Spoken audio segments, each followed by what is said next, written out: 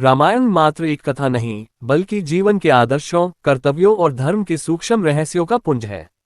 इस महाकाव्य में कई ऐसे पात्र हैं जो मुख्य नायक न होते हुए भी अपने चरित्र की आभा से पूरी कथा को आलोकित कर देते हैं।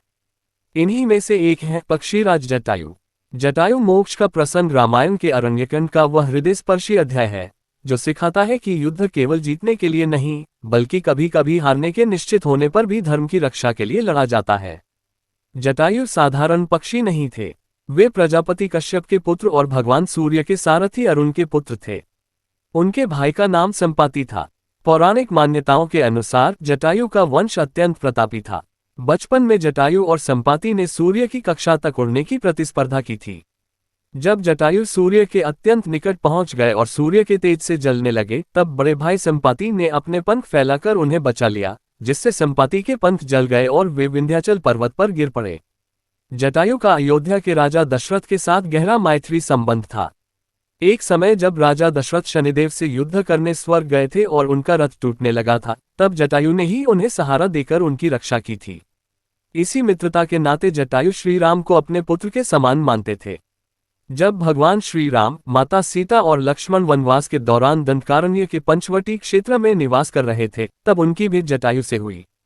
जटायु ने अपना परिचय दिया और राजा दशरथ के साथ अपनी मित्रता का स्मरण कर श्री राम को भावुक कर दिया। श्री राम ने जटायु को सम्मान दिया और जटायु ने प्रतिज्ञा की कि जब भी राम और लक्ष्मण कुटिया से बाहर रहेंगे, वे माता सीता की रक्षा करेंगे। यह एक वृद्ध पक्षी का अपने मित्र के पुत्र के प्रति निस्वार्थ प्रेम था। इस कथा में निर्णायक मोड़ तब आता है जब रावण ने मारीच को कपट मृग बनाकर राम और लक्ष्मण को कुटिया से दूर भेज दिया।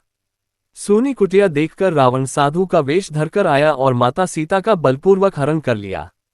सीता जी विलाप कर रही थीं। वे वन के वृक्षों, पशुओं और पक्षियों से सहायता की गुहार लगा रही थीं। रावण अपने पुष्पक विमान आकाशगामी रथ पर उन्हें लेकर वेग से दक्षिण दिशा की ओर बढ़ा जा रहा था। सीता जी की करुण पुकार जब जटायु के कानों में पड़ी तो उनकी वृद्धावस्था की शिथिलता अचानक प्रचंड ऊर्जा में बदल गई। जटायु जानते थे कि रावण त्रिलोकजयी है। वह दशानन है जिसके पास अजेय वरदान और दिव्य अस्त्र हैं। दूसरी ओर जटायु वृद्ध थे। उनके पास न कोई अस्त्र था, न कवच। केवल उनके पंख, चोंच और पंजे ही उनके हथियार थे। जटायु ने रावण को ललकारा, ठहर रे नीच राक्षस, मेरे जीवित रहते तू जगतजननी सीता का हरण नहीं कर सकता। जटायु ने रावण को नीति का उपदेश दिया। उन्होंने कहा कि पराई स्त्री का हरण करना विनाश का लक्षण है।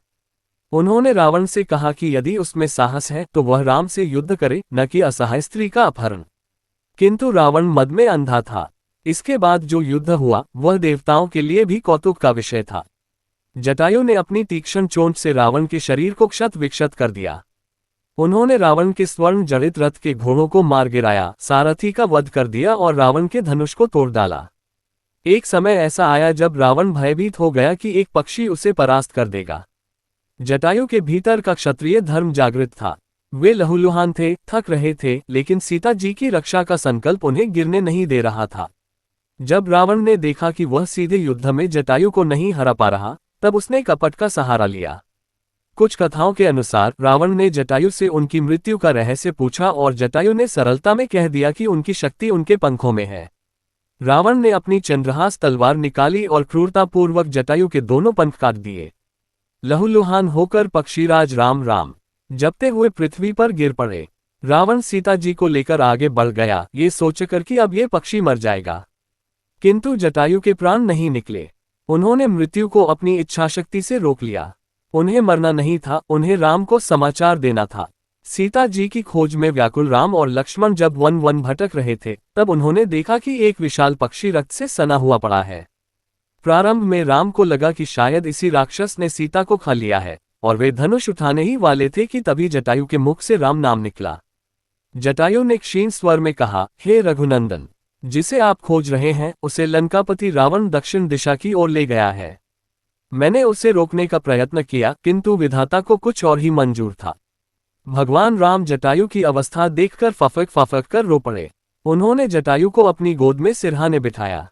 जिस ईश्वर के चरणों की धूल पाने के लिए ऋषि मुनि युगों युगों तक तपस्या करते हैं, वही ईश्वर आज एक पक्षी के शरीर से धूल झाड़ रहा था और अपनी जटाओं के जल से उसे नहला रहा था। श्री राम ने जटायु से कहा, तात, मैं आपको पुनर्जीवित कर सकता हूँ। अपनी योग शक्ति से मैं आपको नया शरीर प्रदान करूंगा। किंतु जटायु ने जो उत्तर दिया वह भक्ति का सर्वोच्च शिखर है। उन्होंने कहा, प्रभु, जिसकी मृत्यु के समय योगीजन आपका नाम लेने को तरसते हैं, आज वही साक्षात परमात्मा मेरी गोद में है। अब मुझे इस नश्वर शरीर की क्या आवश्यकता, मुझे आपके चरणों में स्थान चाहिए। जटायु ने राम के मुख को निहारते हुए अपने प्राण त्याग दिए। भगवान राम ने जटायु का अंतिम संस्कार बिल्कुल वैसे ही किया जैसे कोई पुत्र अपने पिता का करता है। उन्होंने गोदावरी के तट पर जटायु की देह को अग्नि दी और उनका तर्पण किया। यह दृश्य ब्रह्मांड के इतिहास में अद्वितीय है, जहां स्वयं भगवान अपने भक्त का क्रियाकर्म कर रहे हैं।